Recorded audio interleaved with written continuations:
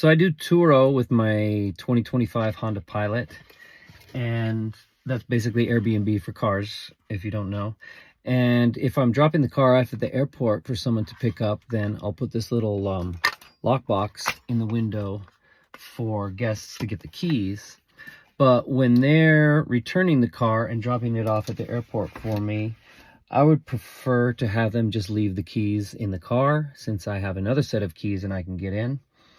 But since these fobs can sense when you're close and it'll automatically open the door, it has a lockout protection, so you can't leave the key in the car. It won't let you lock the car.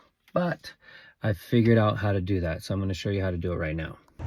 Okay, if you're one of my Turo guests, I will already have this set up.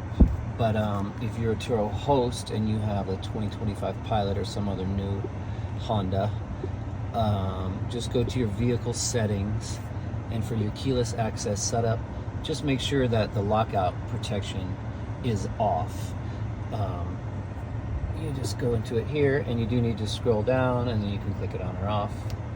And then what that allows you to do is to lock the key in the car, sort of. There's one trick. So if you're coming to leave the car, first of all, shut the car off, and then you lock it manually. And that's not going to do it yet, but I'm just going to show you.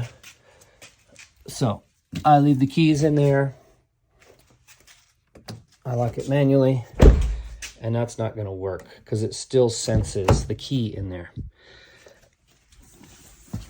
So it still has some degree of lockout protection. But I have this little RF blocker.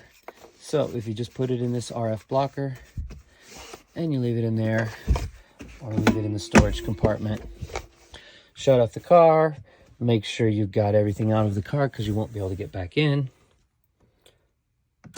Lock it manually.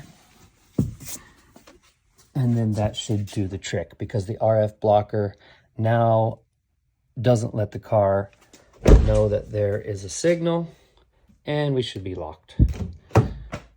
Catch your shuttle back to the airport and have a safe flight.